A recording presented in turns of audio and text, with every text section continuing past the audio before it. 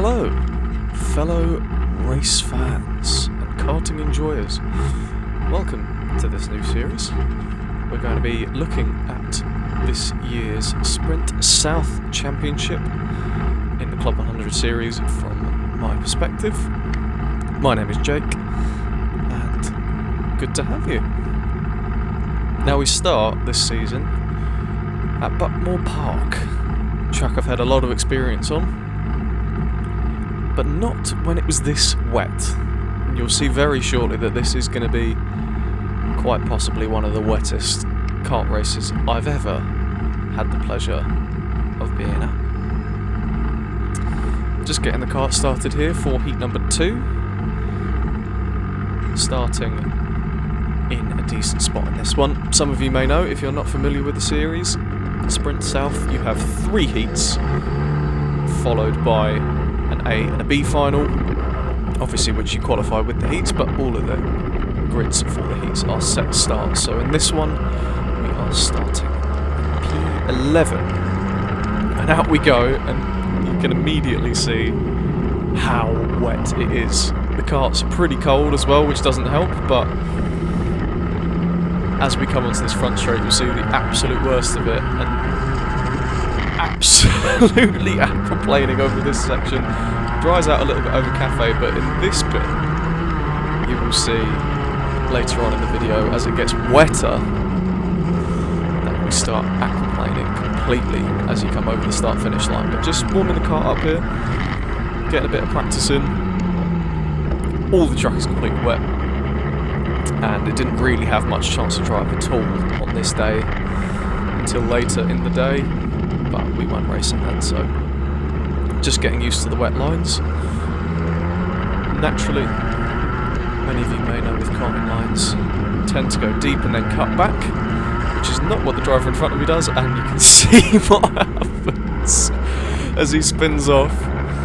But we jump forward here, shuffling forward to find our grid position for heat number 1.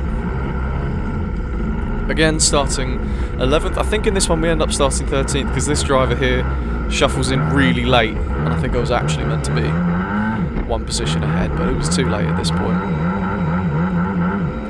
Desperately trying to keep the engine warm as we roll up to the lights for our first heat of 2026, and off we go, and we already get a good start.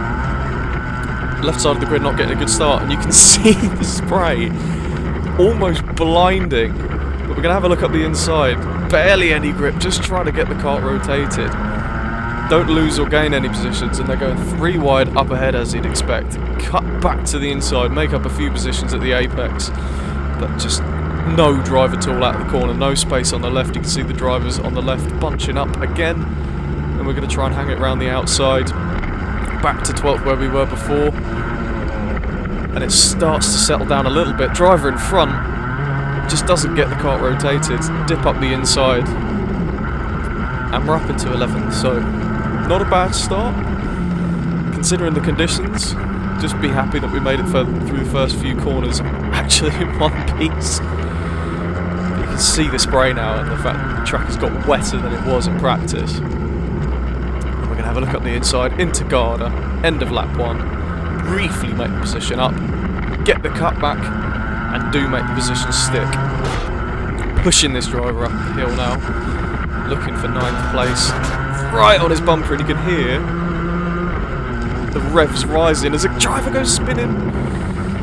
Lucky not to collect anyone, but you can see a just absolute lack of grip over the start-finish line.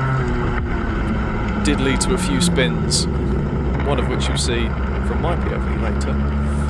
We're going to have a look up the inside. We're going 3 wide out of hairpin 1 into hairpin 2. We're on the outside, going to try and hook it up round the outside. Tend to get a lot of grip, but the drivers in front get a good line. Yellow flags up ahead, and we just about squeeze ahead into 8th place before those yellow flags. Backing off a little bit here as they're fixing the cones on the inside, but we're up to 8th on lap 2. And we're going to mention quickly, these are obviously sprint races, 7-minute heats, which got chopped to 6 minutes later in the day due to time constraints. but up to 7th place. Nice little move into Garda. Nice and simple. But yeah, only 6 laps for these heats. In the wet, times around Buckmore hover around the sort of 1 minute 10 mark. 1:08, 1:07 was sort of about as quick as it got. Just laughing at the lack of grip, because it was genuinely quite terrifying on this day. But yeah, only 6 laps for these heats, so really not many opportunities to overtake. There's only a few spots around Buckmore Park that are kind of a shoe-in to actually make the move. But on to lap 3, almost halfway through the race already, and it's settled down quite a lot. We've made up 6 positions from the start, so up into 7th, can't be too unhappy with that. Hunting down the drivers in front, to see the pack starting to spread out now. All of this water through the bottom of the complex. There was actually quite a lot of grip there, despite it being completely waterlogged. But having a look up the inside, just trying to make it through the corner. Driver in front made a little mistake there, which is going to put us right on the back of him as we cross the halfway mark. Trying to get the grip, cutting back. Hear the revs rise as the back wheels spin, and we're going to go up the inside into turn 1. Keep it tight on the apex. Make the move into P6. Drivers up ahead battling as well. So good news for that in our case. We'll go into hairpin 2. And now, keen-eyed viewers may see this driver looking at my direction. Now I'm looking over there at the exit of the corner. And it isn't until now that I somehow have missed this highlighter green driver, the number 69. And, well, at this point there's not really anywhere I can go, so... slowest crash I think I might have ever had. But we immediately go from 6th down to 10th. Luckily don't really lose too much time, but we have lost a lot of track position. Driver ahead, all okay, we were both okay, obviously. Had a chat to them after the race. And driver on the left going very wide. Yellow flag's up ahead, so can't make a diving move into here, but we're already back on the back of these drivers. And gonna have a look up here into Garda, up the inside. And driver goes wide, so we're actually gonna make 2 positions, but don't really get the drive. Our highlighter coloured friend going up the inside, but we get the cut back. And we make 2 positions back up that we lost just now. So 2 laps left to go, bit of a gap up front. Not ideal. You want, you know, a good solid points finish to start off your weekend, but not really much of a do in that situation. Didn't really see it, in all honesty. Our highlighter friend going to go diving up the inside. Good move, but we keep hold of it around the outside and hold it into hairpin 2, and then this driver gets cut back. Not as much traction as you would have hoped. We'd take a very different lines into hairpin 2, which you can do in the wet. Tends to balance out, but we're going to skip ahead. As you see, the gap doesn't really change to this driver in 7th. And we're coming through the last few set of corners now. Right on the back of him, and just not close enough to go for a move into Garda. Could have made a diving move, but I don't think it would have stuck. Having a little sniff on the exit, but can't quite get there. Can we get the traction out of the last turn? Yes, we can. We're right on his bumper, but there's just nowhere to go. There's only one real line through that section of cafe in these conditions. And we finish heat number 1 in 8th place. I believe we made up a position on penalties, so P7, which could be worse, considering this was my back start. We can't be too unhappy with that. Taking the car back into the pits, and we're going to roll over now to heat number 2. This was my front start, P5, and I noticed on this kart that I had a feeling one of the axle rods might be bent. Track rods, sorry, not axle rods. But it turns out the front left tyre was pretty much completely flat, which unfortunately I did not know until I checked it after the race. Should have been on me to check it in the first place, but I didn't. Here we go. It was very cold all day, I just wanted to get in the car. But rolling up now, P5, our front start, our side of the grid gets a really good start, so we're immediately going to jump into P4, make up a place, and all of the spray got a first-hand view of how wet it became. It was sleeting in between heat 1 and 2. And we lose a couple of positions on the exit of turn 1. Can't quite get the grip. Going to try and hang it around the outside. Drivers diving up the inside, chopping and changing positions, and we're going to hang it right on the left side of the track. Briefly get into P4, and then all of the drivers who took the outside line are going to get that traction, re-overtake us, and we settle down in P7. 8, sorry. Little driver having a sniff up the inside, and we're not really going to be able to do much about that. We make a place back on time sweep. Up into P7. Drivers jostling for position in front of us, so it looks like we've got a chance here. We're going to have a look. Sorry, someone's going to have a look at us into Garda. And another one goes up the inside. Not really much to do there. Going to have a look, see if we can get the cutback going up the straight side by side. Can't get the grip. Kart just stepping out with the aquaplaning, absolutely no grip. And you can see here just how wet it is now. A driver goes spinning there. Camera does not do it justice. That was mere inches, probably only half a foot between us. Really not much I could have done to avoid him more. Luckily I did avoid him. No one did collect him. Starting to settle down now. Apologies for the rattle. Some of the fixings on the karts are a bit more worn down than others, so camera going for a bit of a shaky one. But race starts to settle down. You can see him just not getting the grip. See, turning left here, the kart just does not want to grip up. Obviously partly because it's wet, but also that flat tyre really not doing us any favours. Absolute mayhem of a battle going on in front of us. Really, really close. Driver in the lead has gone up the road, but all to play for. And there's just no visibility going up here. You can just about see with the spray, but also in these kind of cold conditions, you get it fogging up as well. Really going wide there, just trying to catch the car, stop it from going wide. And we're losing a bit of time here. Looking after the race, my best lap was about 2 seconds off the lead pace, so you can see the effect that the flat tyre was having. A lot of the other races I definitely wasn't the fastest, but I was up there within a second at least. So, really not much we could do there. Camera shaking about so much. Sounds like it's in a storm. But they're going side by side in front of us.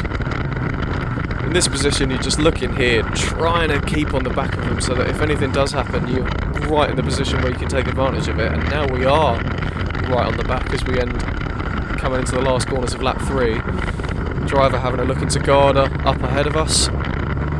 Not any move, but we get a good run right on the back. Just can't get the grip through there. Splish splash in our way. Camera getting more shaky.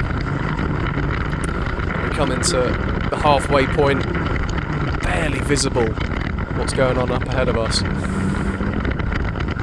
Having a little sniff up the inside, nothing possible there. And the race really hasn't settled down here. You don't really get too much of that in sprints, because if you have to make a move, you should make the move. So there's not many opportunities to do so, as we said earlier, but having a look up the inside into hairpin 2 here, don't get the traction. Stay in 8th, our favourite position today it seems like. And coming through some sweep. Lost a little bit of a gap, make it back up. There's a lot of different lines you could take through here. You could go wide, get the traction, but you could also cut down sooner than you thought. But having a look up the inside into Garda, driver in front bumps the other driver in front, and we make up 2 positions, but don't quite get the traction and close it off. And they come back up the inside, and we have to settle for 8th. Honestly, that probably is a move I could have made stick if I kept it up the inside, but now, going over the finish line, back of it just steps out, and we have a spin. Luckily we catch it and no one collects us.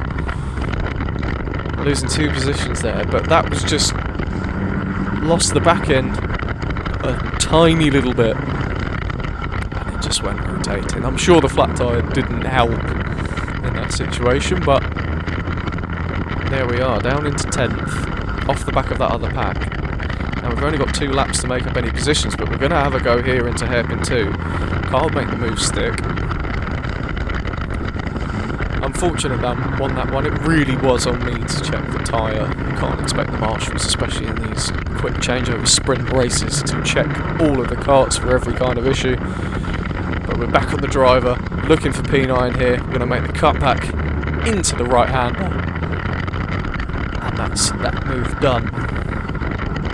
And now a sizable gap to P8. We didn't lose much track position, but we did lose a lot of time in that spin, so we're going to skip ahead onto the last lap, where just fighting the cart at this point, trying to keep it on the road. We come home P9 to end Heat 2, which it was the front start. It was a shame that we couldn't convert it into a podium or a win, but there you go. So we're on a 7th and a 9th so far. And now we're looking into heat number 3. Final heat that we have to play for. So I knew going into this one that I needed to do pretty well here to get to the A final. You want to average about 7th at minimum. And obviously the better you do, the higher up you qualify. So really looking for a P5 here, at least. Starting in 9th. So all of my starts were really luckily on the inside, which is very preferable, but more less so in the wet. But rolling up here in P9. Here we go for our final heat of the day. Good start from the left side of the grid, but we do make up a position. Gonna keep it tight to the inside. Just let all the drivers wash out, try and make our way up the inside. Can't quite get up the inside of this driver. We're going to keep it narrow again into hairpin 1. Drivers about 4 wide in front of us, and we're in the middle of a sandwich, and we're going to just squeeze ourselves through the middle, make up a couple places there. Drivers going wide on the hairpin, and we can't quite get the traction. We were 3 wide at that point, and that driver I had nowhere to go. And that driver probably didn't know they were on the inside of 3 carts. And they go flying around. But in our case, we're up to P6, so a good start. Quite a hectic one. And we're already going to have a look up into Garda. Driver does not get the traction, so we're going to have a look up the inside, learn from our mistakes and cover off that cutback move. And we're up into P5. Drivers up ahead, all bunched up as the top 4. But we've got a bit of a gap to them, some time to make up. So make the time up we will. Jostling for position up ahead of us is obviously good because they're going to lose time. And yeah, settling down now. Driver goes diving up the inside, trying to make the move, and they're 3 wide ahead of us. Somehow they all make it through, but yeah, God knows where that driver came from, but I let him go up the inside, dive off. It all worked itself out. But the leader's starting to make a gap now.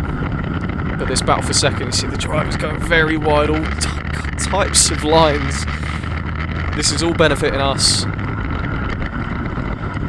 Trying to make our way towards them and fight for those podium positions, and again they go too wide, constantly chopping and changing with those differing wet lines.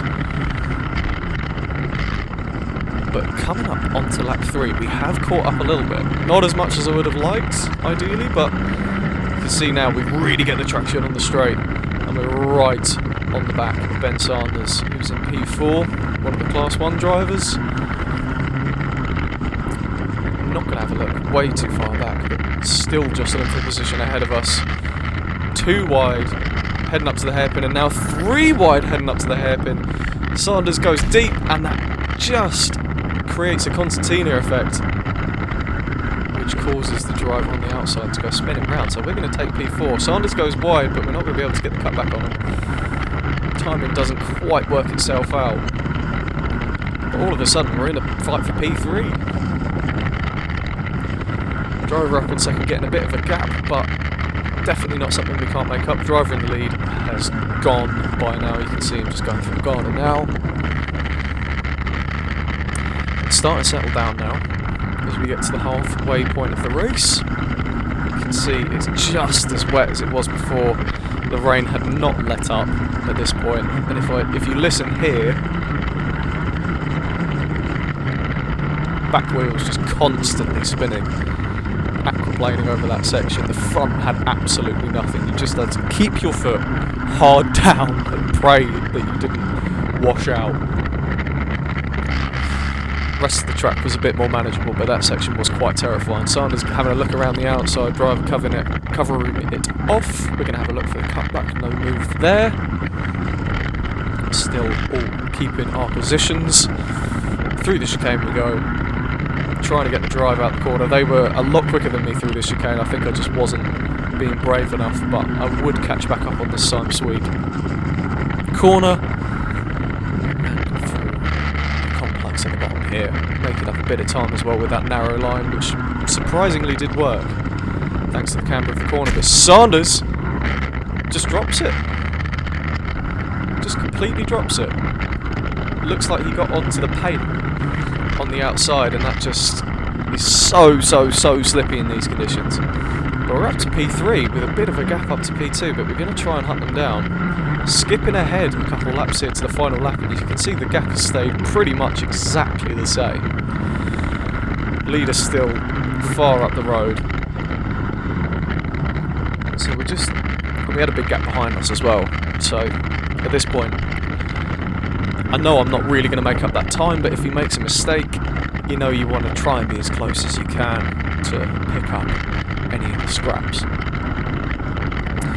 So making our way through here, being sort of conservative because there's not realistically much of a chance I'm going to make up this position. But we're going to come through Sime Sweep here, and if you watch the driver up ahead, coming into the right-hander, round he goes. So that's another free position, up into P2. It's really easy on that corner. I have made that exact same mistake before, quite sadly live on one of the PUKC live streams. If you lock up the brakes especially, the car just rotates and you're a passenger. You really can't do much about it. But for us, it's a P2.